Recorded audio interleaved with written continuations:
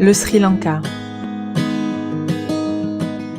Une petite île au large de l'Inde, à l'histoire riche et au passé souvent tumultueux. Beaucoup en connaissent le nom actuel, ou passé, Ceylan, mais ignorent combien elle recèle de trésors.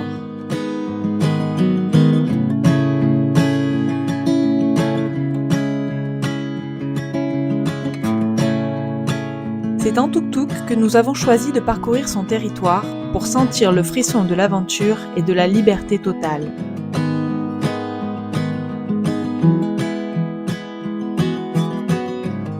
« 3000 km sur des routes parfois agitées, parfois complètement perdues, où on fait souvent des rencontres en tout genre.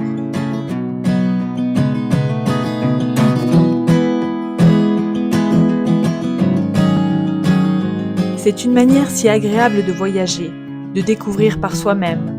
Malgré un confort certes sommaire, c'est bien suffisant. Et ce n'est pas Lou qui trouvera à y redire. Elle a adoré.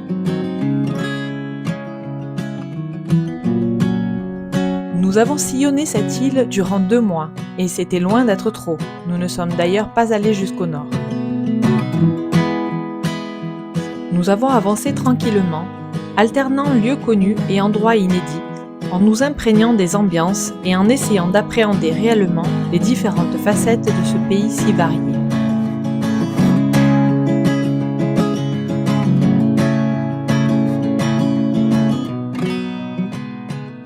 De la nature sauvage,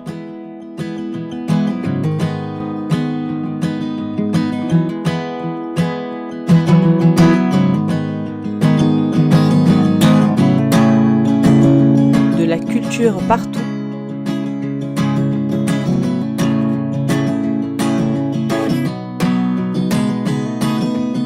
des plages paradisiaques à revendre et désertes dès qu'on s'éloigne des endroits les plus touristiques.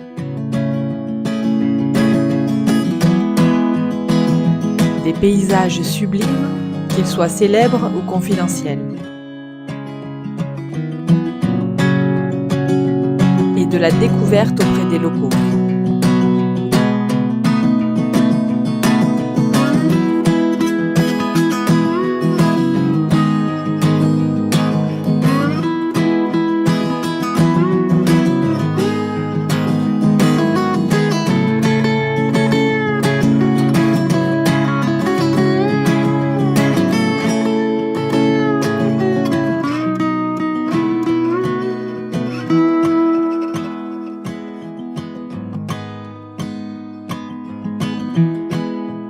Les Sri Lankais sont d'une douceur et d'une bienveillance extrême.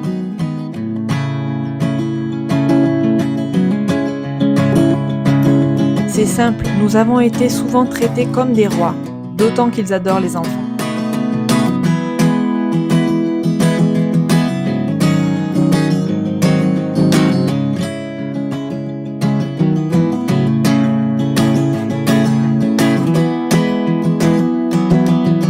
C'était parfois un peu trop pour Lou d'ailleurs.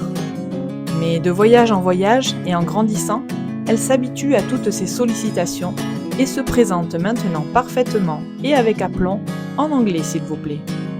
Bref, nous avons passé 2 mois absolument fantastiques en famille. Cerise sur le gâteau, Lou y a fêté ses 4 ans. Que de souvenirs inoubliables pour nous 3. Alors, vous êtes prêts à embarquer avec nous pour une journée au Sri Lanka? Allez, go!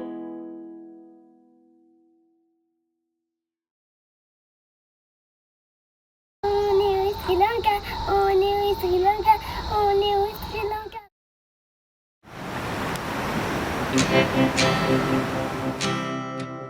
Si vous nous connaissez, vous savez qu'on essaie toujours d'être debout au plus tôt. C'est important pour éviter la chaleur et les foules de touristes sur les points les plus courus. Et puis, le lever de soleil est un moment unique, avec toute la faune qui s'éveille.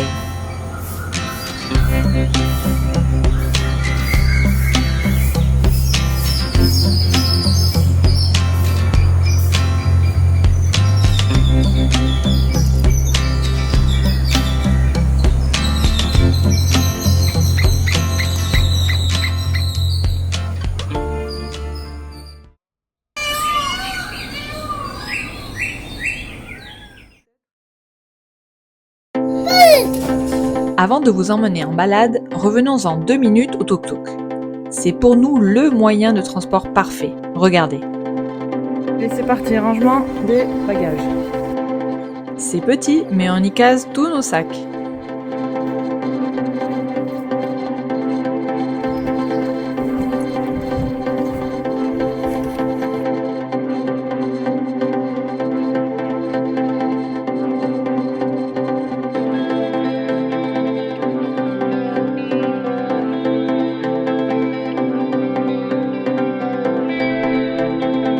Lou y est confortablement installé et passe le temps à chanter, grignoter ou à roupiller.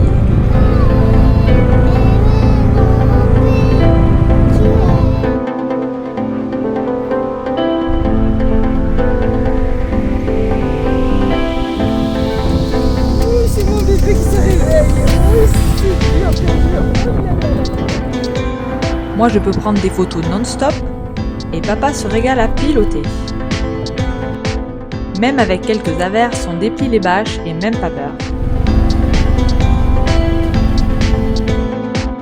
Que ce soit sur les routes principales ou sur des routes de campagne, cheveux au vent, nous faisons des découvertes en permanence.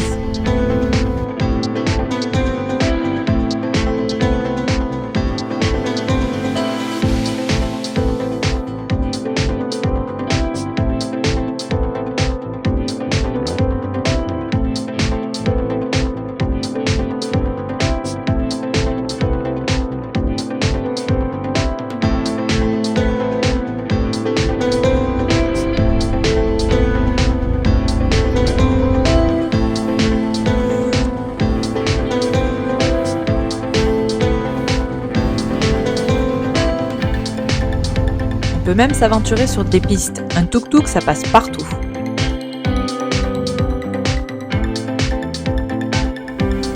Bon, j'avoue, en montagne, il ne faut pas être pressé. On ne risque pas de dépasser les 40 km/h réglementaires, ce qui est déjà pas énorme. Et puis, fini les odeurs de fleurs ou d'encens. Et surtout, il faut faire très attention aux bus, ils conduisent comme des dingues.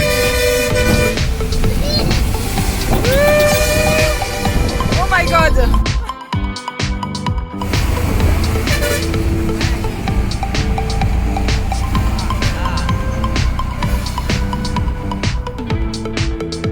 Le principal, c'est qu'un tuk-tuk, ça nous mène toujours exactement là où on veut aller, et qu'on peut à tout moment se laisser guider par nos envies et s'arrêter pour vivre de nouvelles expériences.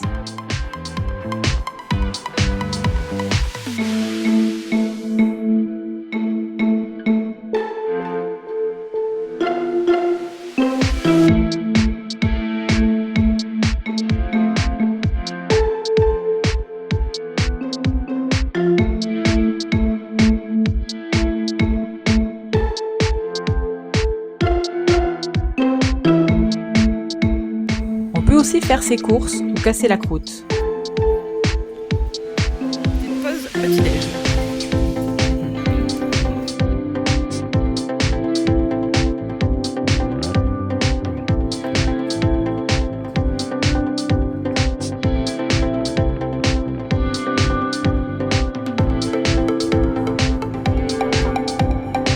Et puis on fait des rencontres sans arrêt.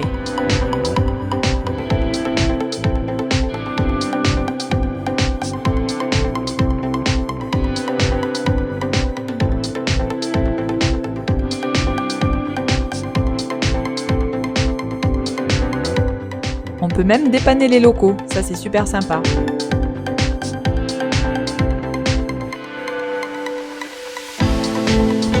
Et il y a toujours des surprises, alors il faut vraiment rester très vigilant. La vie sauvage est là, partout, et c'est elle qui gagne si on s'y frotte.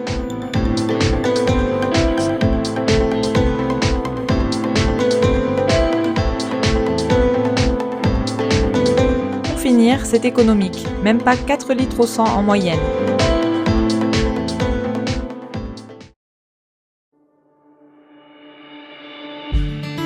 Revenons-en à nos moutons. Allez debout, avec ou sans petit-déj, c'est parti pour une journée qui, je le sens, sera bien remplie.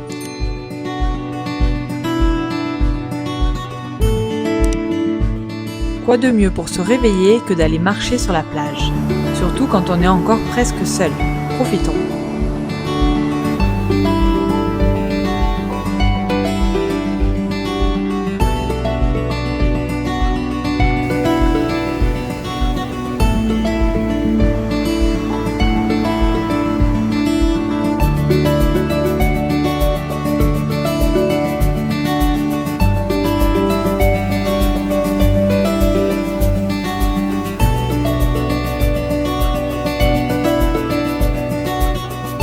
Ensuite, selon les endroits, ça peut se remplir assez vite, notamment sur la côte ouest, très fréquentée par endroits.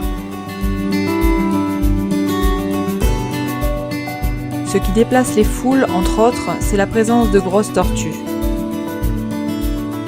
Les touristes les nourrissent et malheureusement bien souvent les touchent, malgré les panneaux d'interdiction. Il y a quand même des endroits où on peut en voir tranquillement, heureusement. Pour les plages, c'est pareil, rassurez-vous, il y en a tout plein de quasiment désertes, surtout au sud et à l'est de l'île. Petites criques, lagons, longues plages, avec ou sans vagues, avec ou sans transat, nous les avons toutes explorées et toutes ont leur charme.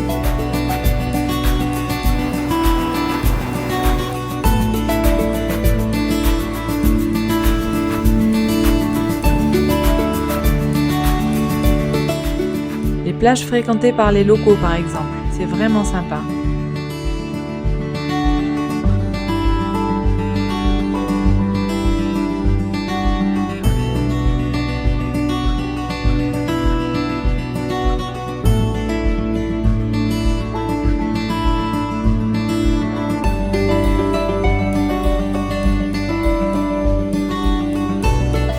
Seul le snorkeling nous a déçus, presque rien à voir sous l'eau.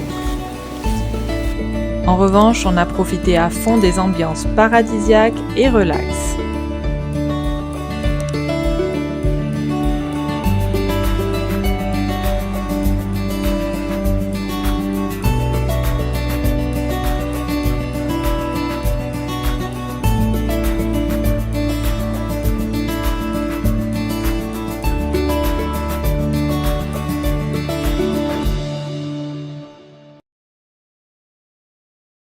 Et si on n'est pas sur la côte? Eh bien, ça ne change rien. En tuk-tuk ou à pied, on part de bonne heure observer la vie locale. Tout est tellement paisible.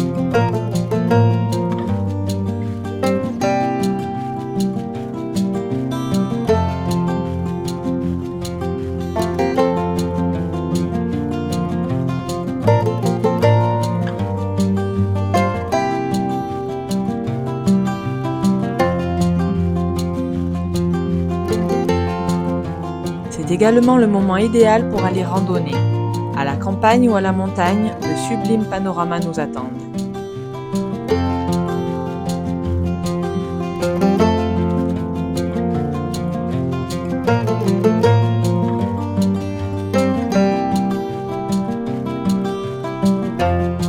On a de la chance, l'eau marche bien, alors on profite, car rien de mieux que la découverte à pied.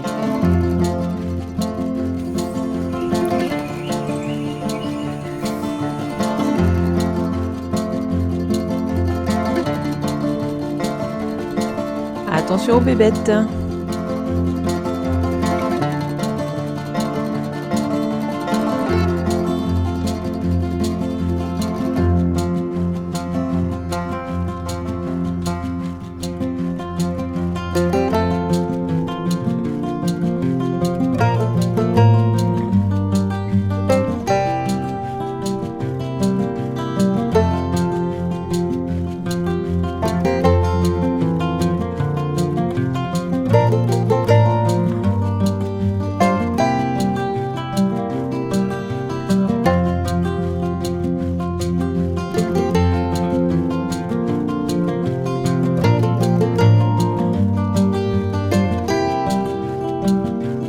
Pour quelque chose d'original, faisons comme les locaux et allons marcher sur les chemins de fer.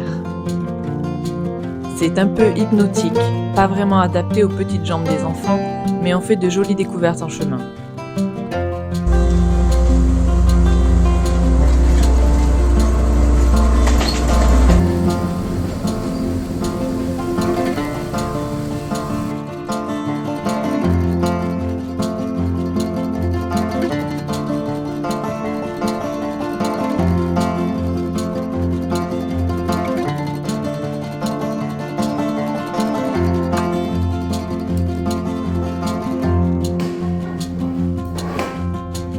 Puis on peut rentrer en train. C'est pratique et c'est une expérience à vivre. On a testé certains trajets réputés pour leur paysage et effectivement, c'est vraiment sympa, même si on a préféré notre bolide à 3 roues.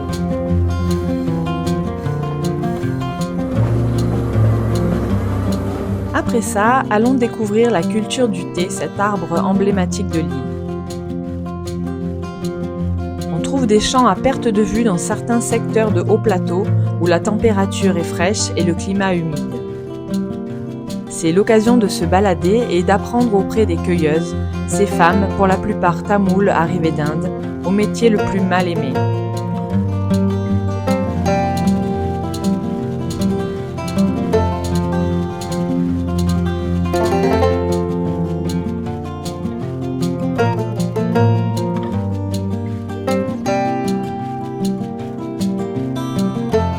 De nombreuses tea factories sont à visiter.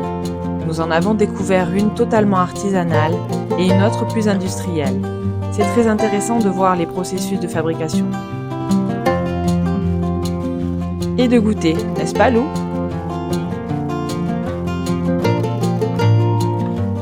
Si on est branché faune sauvage, il existe plein de parcs protégés où on peut faire un safari. Certains sont un peu trop fréquentés, mais on y observe plein d'animaux, comme les léopards si on est chanceux, ou les éléphants.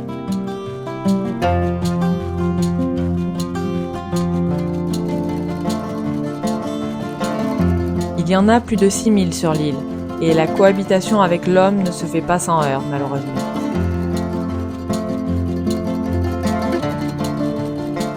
C'est tout de même un bonheur de pouvoir les voir dans leur milieu naturel.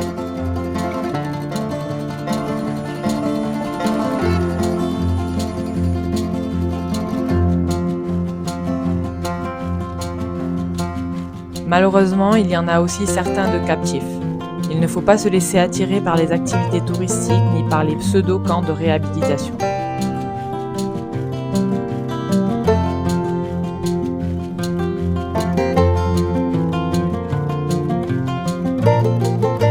Les mangroves sont aussi des zones très riches pour les amoureux de la nature.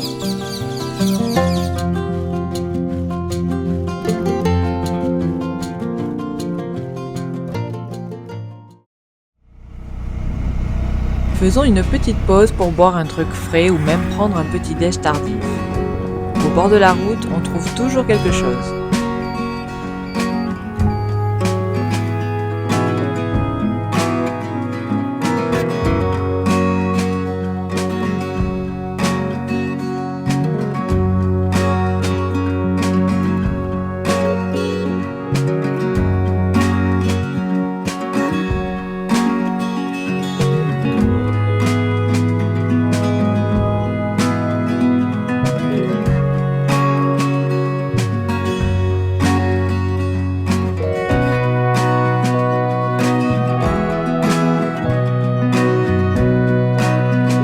Et comme toujours, on fait des découvertes.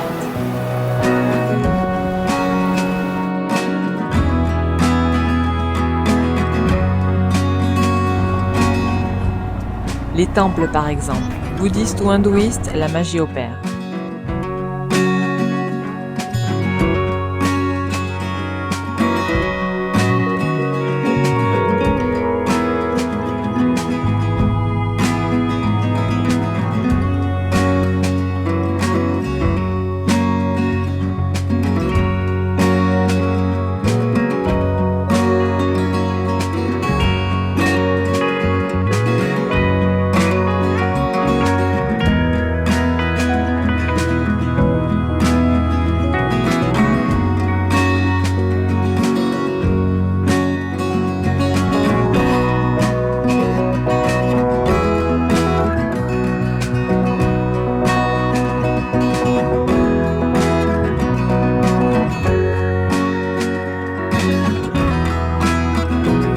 On peut même recevoir une bénédiction.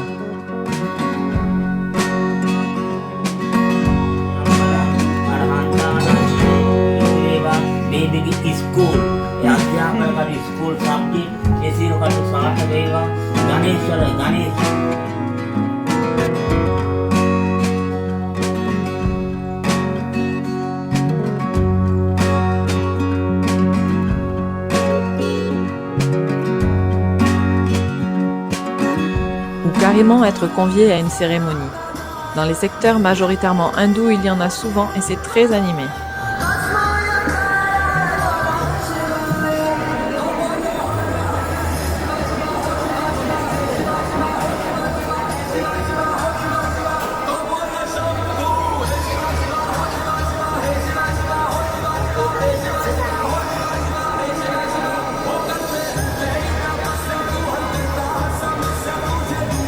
Tout comme les mariages, c'est haut en couleur.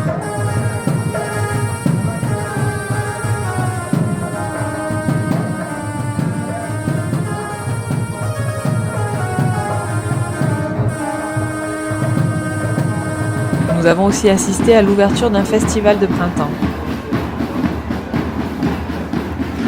Et en plus, on a été reçus en VIP. On est même passé à la télé.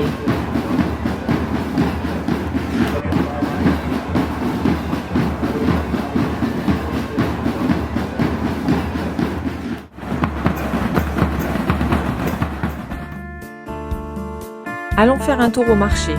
C'est coloré, vivant, on adore.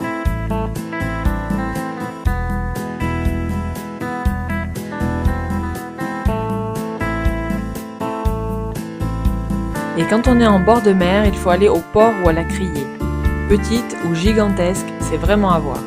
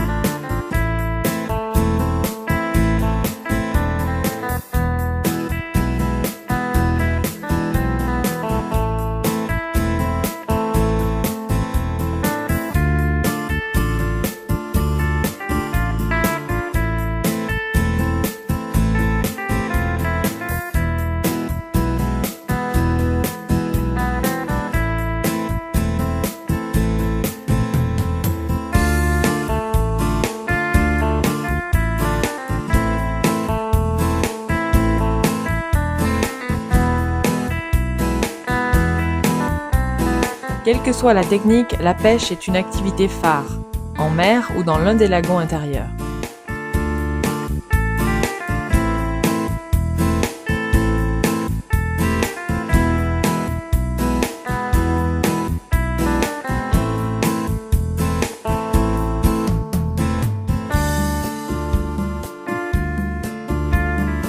Les pêcheurs sont sympas et apprécient encore plus quand on donne un coup de main.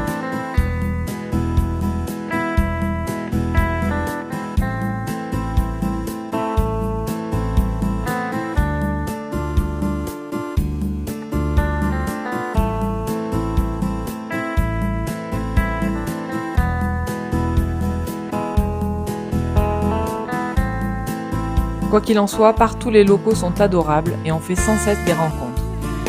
Encore plus quand on voyage avec un enfant.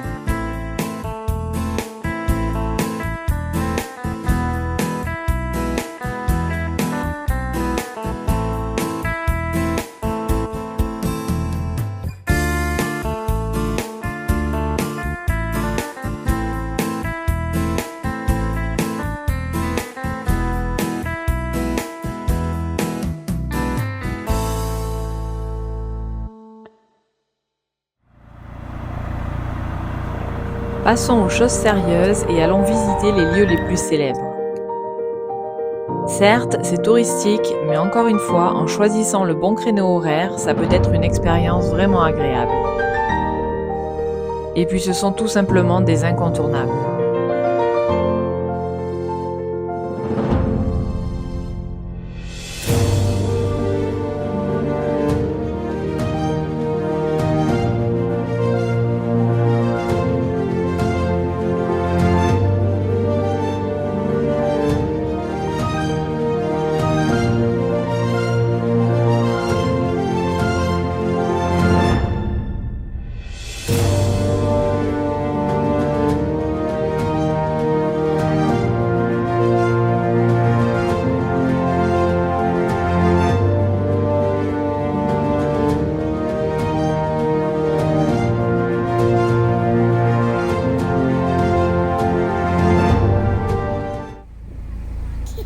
besoin de calme et de reprendre des forces après tout ça.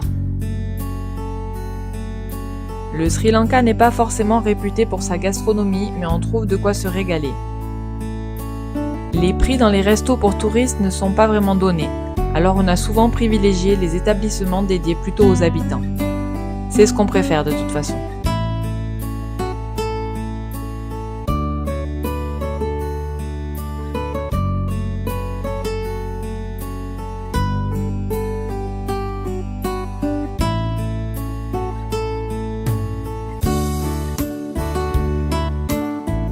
Maintenant, on fait un vrai break. La sieste est nécessaire pour Lou.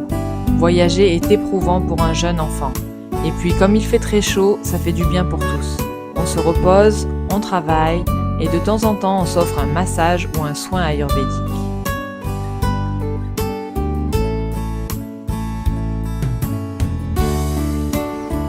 Ensuite, on profite un peu de nos hébergements.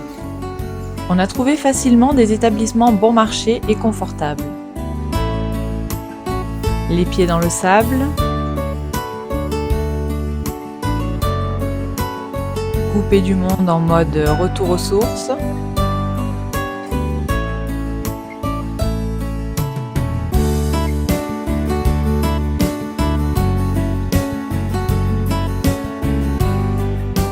ou avec piscine.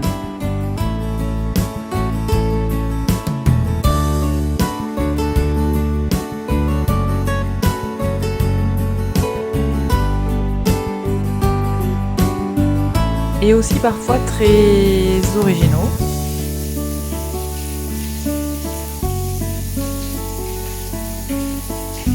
Oui, avec un train. Oui, avec des crocos.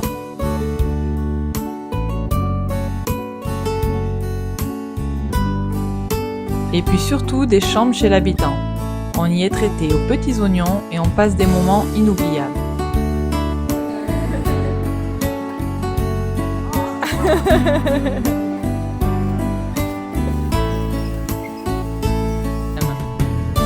Elle regarde de comment tu es parce que tu es pas pareil, t'as les cheveux qui sont différents d'elle. Hein, t'as vu? Elle regarde tes cheveux.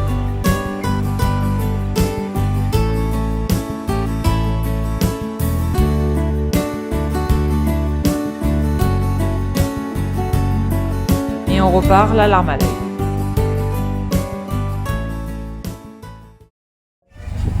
Bon, nous voilà requinqués. On va aller balader un peu au hasard. En ville ou dans la nature, c'est agréable de ne rien prévoir et de se laisser surprendre.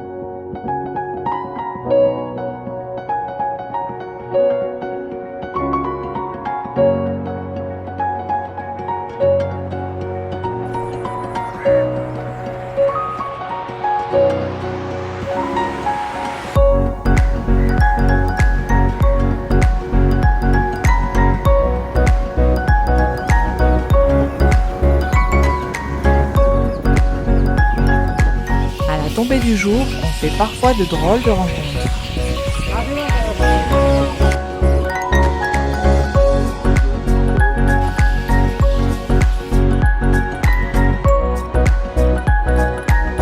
Ah oui, voilà une activité très sympa juste avant la nuit. Voir les bébés tortues rejoindre l'océan. Du moins, si c'est fait de manière éco-responsable. Attention, la plupart des centres ne le sont pas. Choisissez-en un qui soit gouvernemental, comme ici à Rekawa.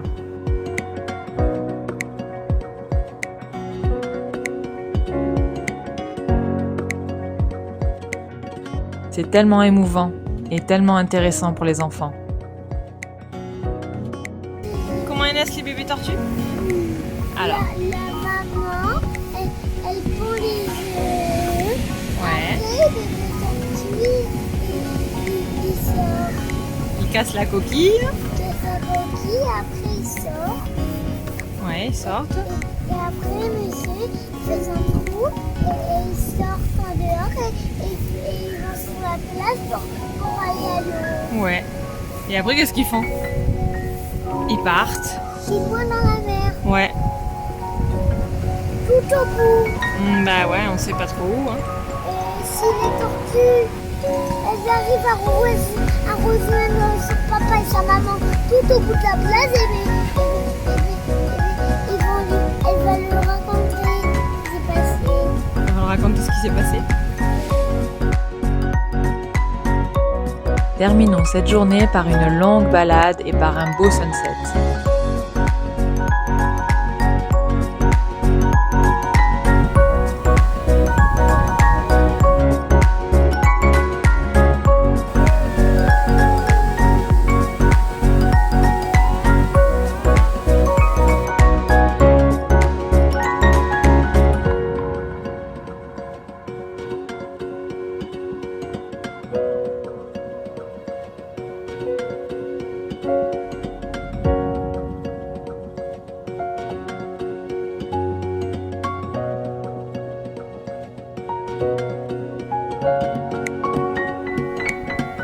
Et puis on va chercher de quoi se restaurer, soit de nouveau du local ou parfois de l'international pour changer un peu.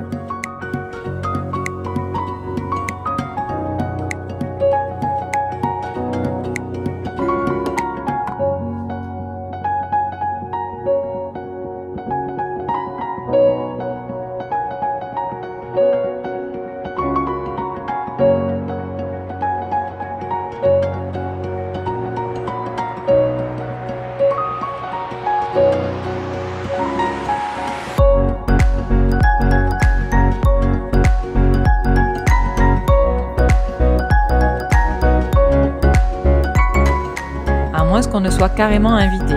Et parfois, c'est la fête.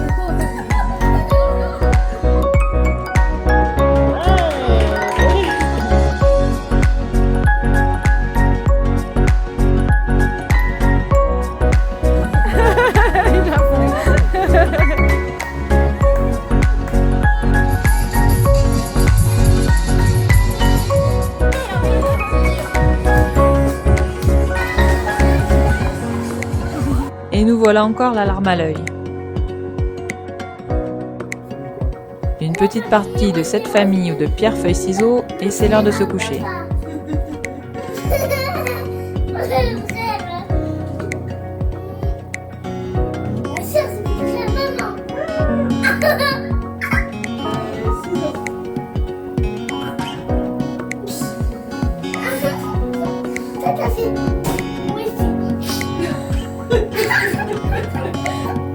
L'exploratrice. Ça, c'est quand on entend.